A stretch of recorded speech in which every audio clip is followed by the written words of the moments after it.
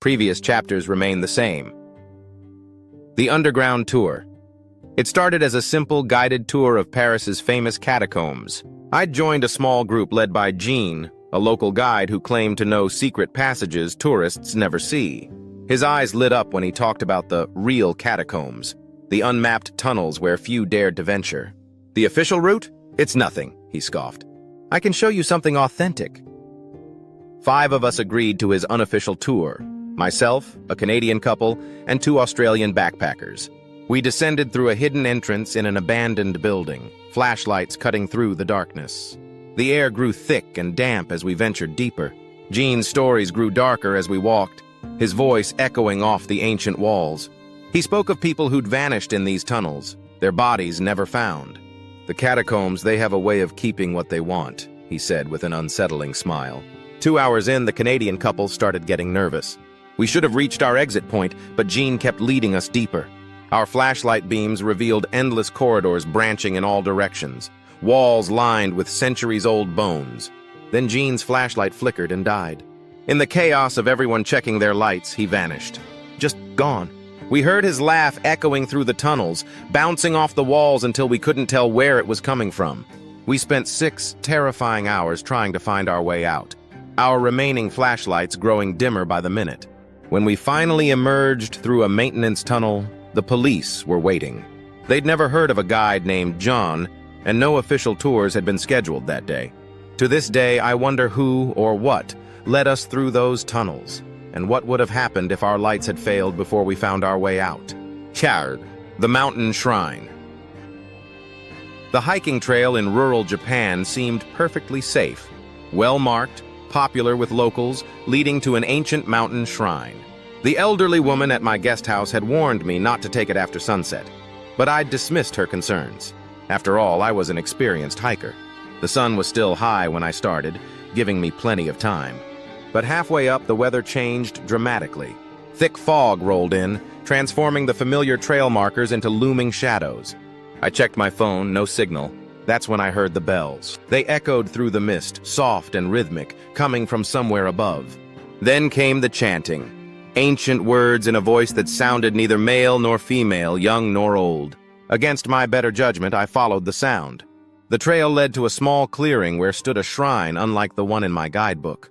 This one was older, darker, its wooden beams black with age. The chanting stopped the moment I entered the clearing, but the bells continued, though I couldn't see them moving. A figure stood before the shrine, a person wearing traditional robes and a white mask, still as a statue. When I called out, they slowly turned, revealing the mask's face. Not the traditional no design I expected, but something ancient and wrong with too many eyes. I ran. Somewhere in the fog, I lost the trail, but I kept running downhill, away from those bells that had started ringing faster, louder. When I finally reached the bottom, shaking and scratched from branches, I asked a local about the shrine with the masked figure. His face went pale. That shrine burned down 50 years ago, he said. Nothing's left up there but ashes. The midnight train. I'd taken plenty of overnight trains through Europe, but this one through Eastern Europe felt different from the start. The carriage was almost empty except for an elderly woman sitting across from me, her black dress and veil seeming out of place. As night fell, the rhythm of the train became hypnotic. I dozed off but woke to find the woman staring at me, her lips moving in silent prayer. The train had stopped at a station I didn't recognize, a desolate platform with a single flickering light. More passengers boarded, all dressed in black, all silent. They filled the carriage but made no sound, no footsteps, no rustling clothes, no breathing. The elderly woman smiled at them, nodding as if she'd been expecting them. I checked my phone to find our location, but the screen showed the same time, 11:59 p.m. The conductor passed through, but something was wrong with his face. It seemed to shift in the shadows, aging decades in seconds. When I tried to speak, no sound came out. The elderly woman leaned forward, her veil revealing a face that looked centuries old. "This is our train," she whispered. "You shouldn't be here." The lights flickered, and I saw their true faces, hollow, ancient things that had never been human. I forced myself awake at the next station and fled into the night. Later, I learned that 50 years ago, a train had derailed on that exact route, killing everyone aboard. They say on certain nights it still makes its journey, collecting passengers who don't know they're already dead. Chapter 3: The Desert Mirage. The Australian outback stretched endlessly before me, red earth meeting blue sky at a horizon that seemed to waver in the heat. My rental car's GPS had failed hours ago, but I was sure I was on the right road to Alice Springs. Then I saw the motel. It appeared suddenly, a low-slung building that looked like it belonged in the 1950s, its neon vacancy sign buzzing in the afternoon sun. I hadn't passed any turnoffs, hadn't seen it from a distance. It was just there. The parking lot held a few dust-covered cars, all models at least 30 years old. The clerk barely looked up as he handed me a key, his movements stiff and mechanical. The room was perfectly preserved mid-century decor, down to the rotary phone and Technicolor travel posters. That night I heard voices through the walls, conversations that sounded distant and tinny, like old radio shows. When I looked out my window, I saw people in vintage clothes walking through the parking lot, their movements jerky and unnatural. The TV only showed programs from the 1950s, but they weren't recordings. The news anchor was reading current headlines, discussing modern events in the clipped tones of a bygone era. When I called the front desk, the phone connected me to a conversation from decades ago. I fled at dawn, but when I looked back, the motel was gone. Just empty desert as far as I could see. Later, I searched for records of a motel on that stretch of highway. I found one article from 1956. Desert motel vanishes without trace. All guests missing. The Island Chapel. The small Greek island wasn't in any guidebooks. I'd found it through a local's recommendation. For real peace, he'd said, go where others don't. The ferry only ran twice a week, and I was the only passenger. The island had one village, a cluster of white houses around an ancient chapel. The locals were welcoming but reserved, speaking in whispers around the chapel.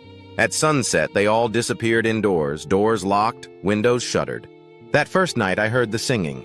It came from the chapel, beautiful but wrong somehow, like human voices trying to imitate something that had never been human.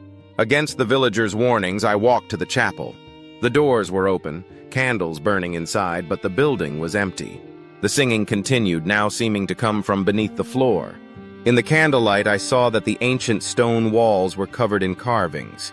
Not Christian symbols, but something older, depicting creatures that seemed to shift and move in the flickering light.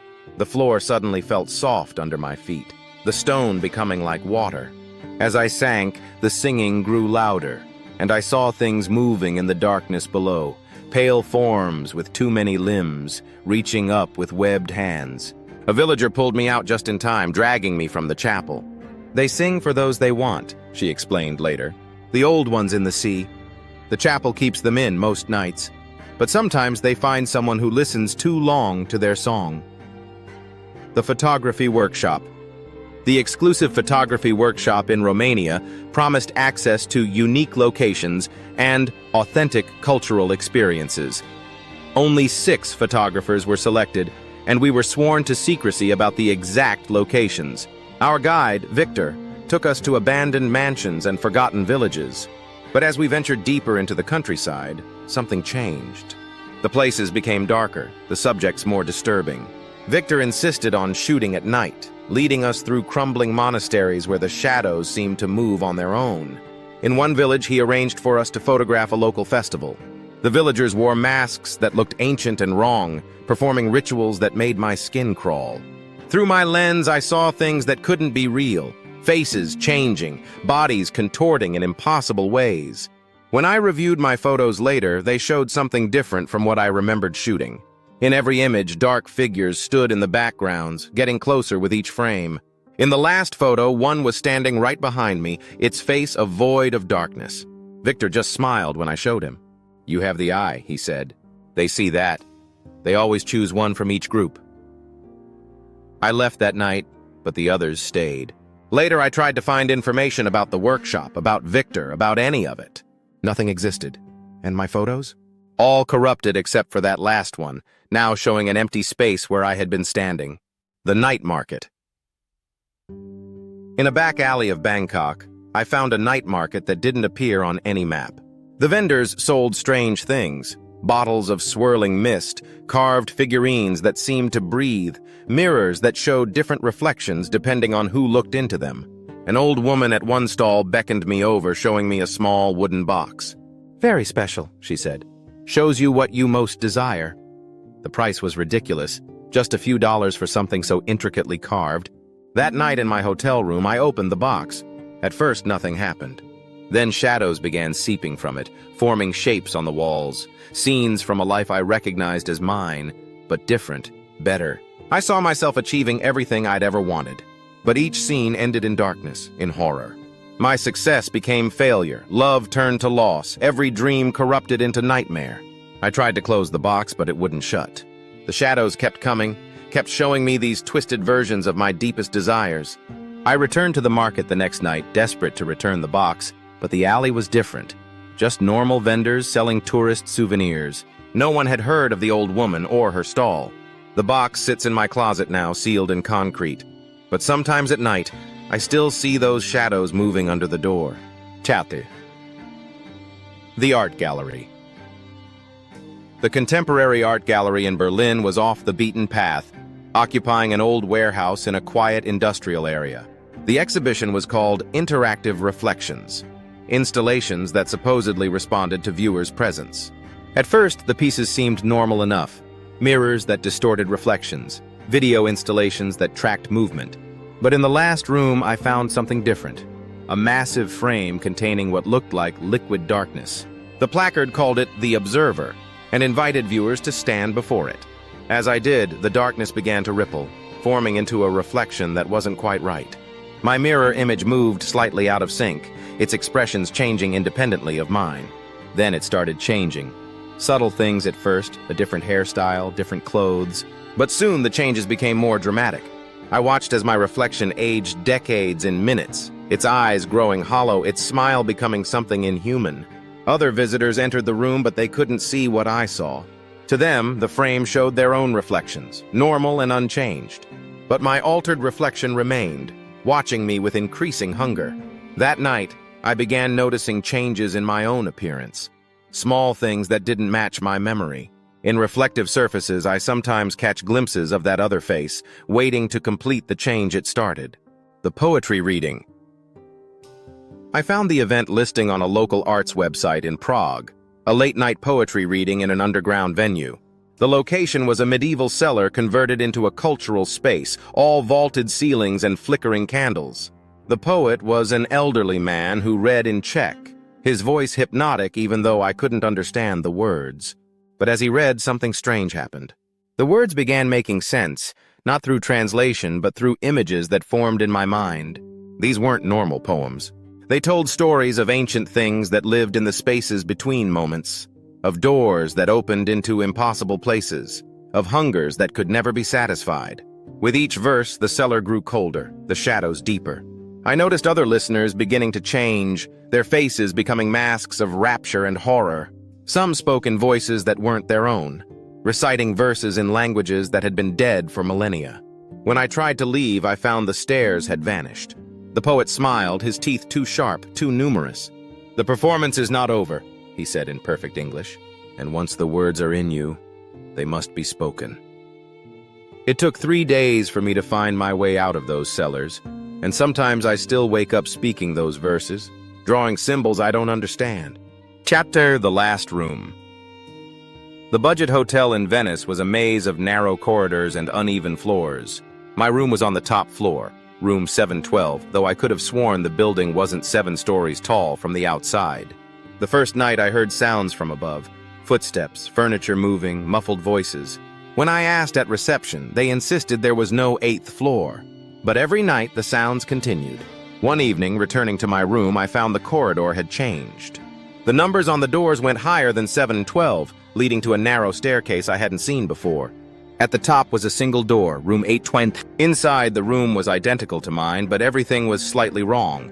The colors inverted, the furniture arranged in mirror image.